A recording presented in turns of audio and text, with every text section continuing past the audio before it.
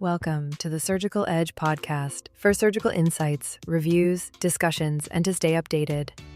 Let's dive in. Picture this. Your patient's abdomen is open, bleeding is just catastrophic, and the source is hidden somewhere behind the stomach. Yeah, that's a nightmare scenario. Right. And you have literally seconds to navigate this three-dimensional anatomical maze where, one wrong move into a vascular structure dictates a fatal outcome. Absolutely. Because the peritoneal cavity is never just that static two-dimensional textbook diagram we all studied.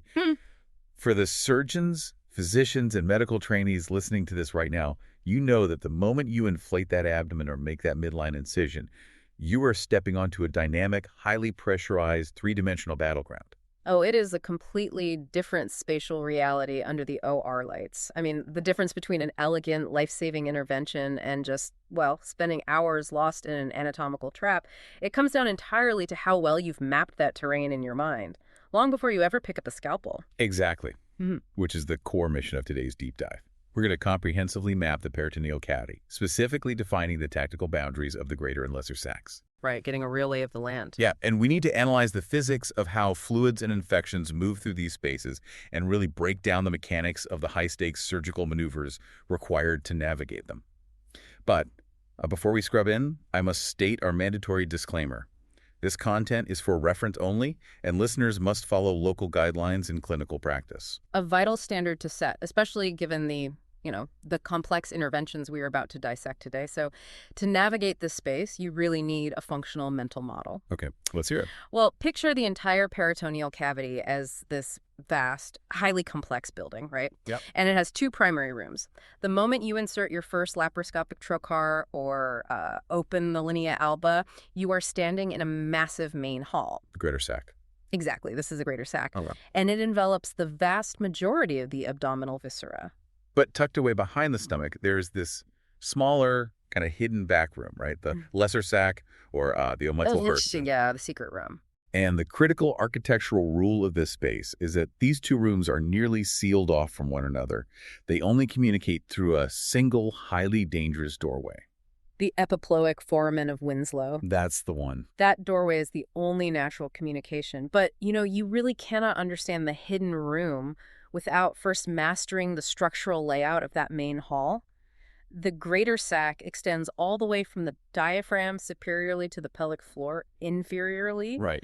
And from the anterior abdominal wall all the way back to the posterior retroperitoneum. Okay, let's unpack this. Because a lot of traditional surgical teaching describes the transverse mesocolon as this broad, almost watertight floor, right? Right, yeah. That splits the main hall horizontally into a supracolic compartment above and an infracolic compartment below. But if I'm thinking about this, if that floor is truly watertight, how does an infection originating up in the ligure ever make its way down into the pelvis? Well, that is exactly the flaw in the textbook analogy. If we connect this to the bigger picture, the transverse mesocolon does isolate the supracolic and infracolic compartments centrally. Centrally, right. Yeah, which is why, say, a perforated duodenal ulcer initially presents with really localized upper abdominal peritonitis, whereas a perforated diverticulum heavily involves the pelvis. But the floor is not wall-to-wall. Laterally, we have the pericolic gutters. Oh, the fluid highways. Precisely, the fluid highways. And the right pericolic gutter is particularly wide and deep. It acts as a direct anatomical bypass right around the lateral edge of that transverse mesocolon floor. So it just spills over. Exactly. So if you have a massive hepatic hemorrhage or a ruptured gallbladder, that fluid doesn't just sit nicely above the colon. It overflows, catches that right pericolic gutter, and is channeled directly down into the dependent pelvis. Wow, okay, and this brings us to the actual fluid dynamics at play, because gravity pretty much dictates everything here, right? 100%. When a trauma patient is supine in the trauma bay, fluid isn't going to pool in the anterior abdomen. It immediately seeks the lowest dependent spaces based on the contours of the retroperitoneum. Right. And when a patient is supine, the two most dependent reservoirs in that greater sac are the pelvis and the subhepatic space. Meaning Morrison's pouch. Yeah, specifically Morrison's pouch. That really deep recess right between the right lobe of the liver and the right kidney. I want to push on that clinical reality for a second. When you are looking at a CT scan for a trauma patient, you aren't just scanning the abdomen randomly. No, not at all. You are actively hunting in those specific recesses.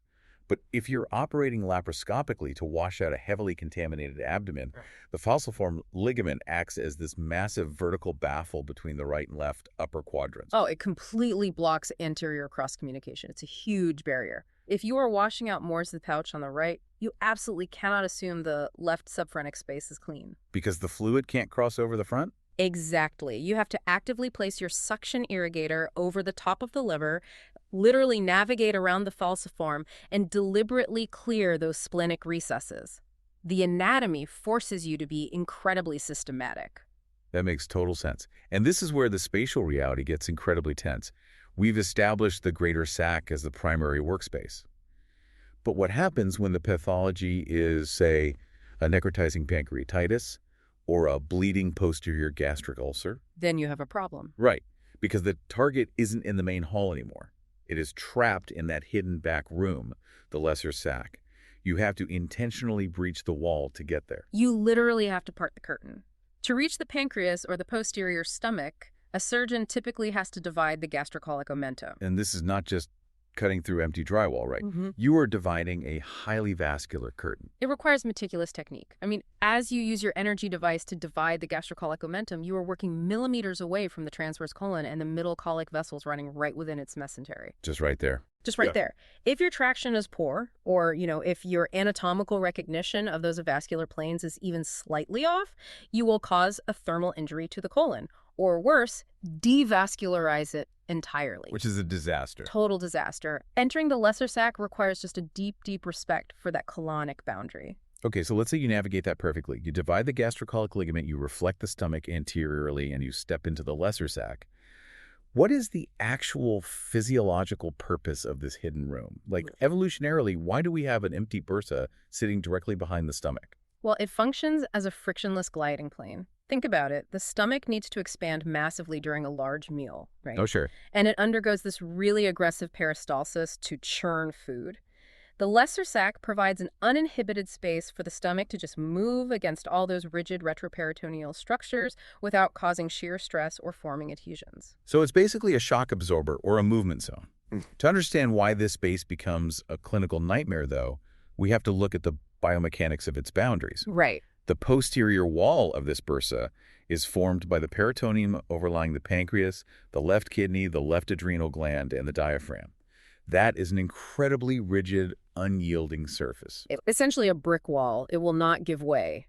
But conversely, the anterior boundary, which is the posterior wall of the stomach and the lesser omentum, is highly distensible. Here is where it gets really interesting for anyone managing acute pancreatitis. Because the posterior wall is basically solid concrete. When severe pancreatitis causes a massive inflammatory fluid collection, that fluid cannot expand backward. No, it has nowhere to go but forward. It is forced anteriorly, directly compressing the stomach. Which is exactly why these patients present with severe gastric outlet obstruction, early satiety, and just intractable vomiting. The lesser sac is literally ballooning forward and crushing the stomach flat. It's wild. But wait, why doesn't that massive fluid collection just drain straight down into the main abdomen? If there's all this fluid trapped between the stomach and the pancreas, shouldn't gravity just, pull it down through the omentum? Well, in a developing fetus, it actually would. Wait, really? Yeah. But in an adult, the inferior boundary of the lesser sac is where the anterior and posterior leaves of the greater omentum fuse together. That inferior recess is completely sealed shut. So it's a closed floor. A locked floor. Yeah. The fluid cannot drop inferiorly at all, and its lateral spread to the right is blocked by the hepatic reflections. So any pathological fluid in the lesser sac is forced to track superiorly and to the left. Pushing up. Exactly. It pools in the left subphrenic space or wraps around the spleen. It creates this highly localized, fiercely trapped abscess. Which completely dictates how gastroenterologists and surgeons have to drain a pancreatic pseudocyst. Because that fluid is trapped behind the stomach, pushing the posterior gastric wall forward, an endoscopist can basically use an ultrasound from inside the stomach. Right, an EUS. Right. They identify the fluid collection pressing right up against the gastric wall, and they just deploy a transgastric stent. They intentionally puncture through the stomach wall into the lesser sac, using the stomach itself as the drainage pathway. It is such an elegant utilization of that pathological fusion we just described. You bypass those sealed boundaries by creating a controlled fistula directly through the anterior wall of the bursa. It's brilliant. Okay. But If we step back from interventions for a second, nature did leave one single natural exit from this room. If fluid doesn't track transgastrically, its only anatomical escape route is through the epiploic foramen of Winslow. Yep. Situated right at the level of the first part of the duodenum. And the boundaries of this tiny vertical passage are arguably the most dangerous millimeter for millimeter real estate in human anatomy. The doorway is wedged directly between the two great abdominal vessels. So let's map the exact frame of this door. Okay, so the anterior frame of the doorway is the free edge of the lesser omentum, known as the hepatoduodenal ligament. And contained within that ligament is the portal triad. Right, the big three. Exactly. You have the common bile duct sitting laterally, the proper hepatic artery medially, and the massive portal vein situated posteriorly. Wow. And that is just the front edge. So what constitutes the posterior frame? The peritoneum overlying the inferior vena cava. So you have the portal vein forming the front of the doorway and the IVC forming the back. The superior threshold is the caudate lobe of the liver, and the inferior threshold is the first part of the duodenum. It's extremely tight. Why is the human body built with this one impossibly precarious doorway?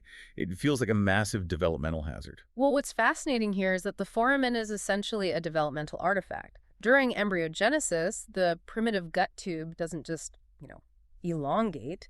It actually rotates 90 degrees clockwise along its longitudinal axis. Okay. And as the stomach rotates, it drags its dorsal mesentery, the dorsal mesogastrium, to the left. So it pulls the tissue along with it, creating this massive infolding. Yeah, exactly like a balloon inflating behind the stomach. That ballooning space becomes the lesser sac. And the point where the balloon originated, the unsealed neck of that embryological infolding, well, that remains patent in the adult. And that open neck is the epiploic foramen. You got it. An embryological remnant that surgeons actually rely on to save lives in trauma surgery. We need to talk about the tactile reality of the Pringle maneuver. When a patient has massive inflow bleeding from a liver laceration, you can't just clamp blindly. Oh, never. You would crush the common bile duct or injure the portal vein. Instead, the surgeon relies on absolute spatial awareness. You literally slide your left index finger right through the epiploic foramen. You are literally inserting your finger into that doorway. Yes. Your finger glides posterior to the hepatoduodenal ligament, and tactilely you can feel the rigid spine and the low-pressure IVC right behind your finger. Medially, you feel the distinct high-pressure pulsation of the proper hepatic artery. That feedback is crucial. It is. Once your finger is in position, you bring your thumb down anteriorly and just pinch. So you compress the entire chordal triad between your thumb and index finger, completely occluding the hepatic artery and portal vein. It instantly halts hepatic inflow. That buys the anesthesiologist time to resuscitate, and it gives you a bloodless field to actually repair the liver parenchyma. But it requires a flawless mental map and exquisite tactile feedback. But that same mental map becomes a nightmare in the context of an internal hernia. Like, what happens when a highly mobile loop of small bowel inadvertently slips through the foramen of Winslow and becomes incarcerated inside the lesser sac? Oh, man. It is one of the most stressful scenarios in general surgery. I can imagine. When bowel herniates and becomes obstructed, the mesentery swells, the venous outflow is compromised, and the bowel quickly becomes ischemic. In a typical abdominal wall hernia, your immediate instinct is to take a scalpel and incise the fascial stricture to release the pressure. Right. You just widen the hole. Right. But we just established the frame of this hole. Exactly. You cannot cut the doorway. If you incise the anterior margin, you transect the portal triad, causing immediate exsanguination or catastrophic biliary injury. Yeah, that's game over. And if you attempt to incise posteriorly to widen the space, you lacerate the inferior vena cava. Superiorly is the liver. Inferiorly is the duodenum. There is literally no safe direction to cut. So how does a surgeon successfully reduce an ischemic swollen loop of bowel if they are completely barred from widening the stricture? You have to abandon the stricture entirely and rely on remote anatomical mobilization. You use gentle, sustained, hand-over-hand traction on the proximal bowel to slowly coax it backward. Just pulling it out gently. Gently. And if the edema is too severe, you perform a Kocher maneuver. So, mobilizing the duodenum and the head of the pancreas to subtly shift those inferior boundaries and relieve tension from a distance. You have to decompress the lesser sac from the outside because the doorway itself is impenetrable. It's a terrifying physical puzzle. And, this brings up a crucial modern challenge. We are transitioning so many complex upper gastrointestinal and hepatobiliary cases to laparoscopic and robotic platforms now. Yeah. Subtotal gastrectomies, central pancreatectomy. Absolutely. In a robotic console, the surgeon has stunning 3D visualization, but they lose that direct, haptic, tactile feedback. You can't slide your finger through the foramen to feel the hepatic artery pulsing. And this raises an important question for surgical trainees. When you lose tactile feedback, your visual recognition of those subtle peritoneal reflections must be flawless. If your 3D spatial orientation shifts even slightly while dissecting the lesser curve of the stomach or mobilizing the spleen, you are instantly operating in the danger zones of the left gastric artery, the short gastric vessels, or the splenic hilum. You have to know what is behind the curtain before you even touch it. You must relentlessly apply the 2 rooms, 1 door mental model. When reviewing preoperative cross-sectional imaging, force your eyes to trace the borders of the lesser sac. Look for the hidden room. Yes. Where is the pancreas relative to the posterior gastric wall? Is the fluid tracking transspatially through the epiploic foramen? You have to mentally perform the dissection on the CT scan before the patient is ever anesthetized. Rehearsing the anatomy before the incision. So what does this all mean? We've mapped a massive amount of surgical terrain today. We've deconstructed the false watertight floor of the transverse mesocolon, tracked the gravitational highways of the pericolic gutters, and navigated the biomechanical traps of the omental bursa and the portal triad. It demonstrates that surgical anatomy is never just about memorizing names. It is about deeply understanding the structural constraints that dictate the spread of disease and really the limits of our interventions. Yeah, consider the incredible evolutionary trade-off we just analyzed. To grant us a highly mobile, distensible stomach capable of processing massive meals, embryogenesis had to carve out the lesser sac. But in engineering that elegant gliding space, it inadvertently built a rigid, hidden incubator for necrotizing pancreatic fluid. And an inescapable, uncuttable trap for herniated bowel. Exactly. It is a masterpiece of biological engineering, but it extracts an incredibly high clinical toll, a toll that surgeons and physicians must physically navigate every single day. The human body is just full of those brilliant, dangerous compromises. It truly is. If you like this content, then do not forget to share with at least one of your colleagues or friends and spread the word. Also, check out our YouTube and other social media pages. Do check our previous season and deep dives with some very relevant topics. We will catch you on the next deep dive. Thank you for listening to the Surgical Edge podcast. Don't forget to like, share, and subscribe. Help us grow and deliver even more relevant surgical content by pressing the support button. Your contribution truly makes a difference. And don't forget to share with us your advice, feedback, and the topics you would like us to include.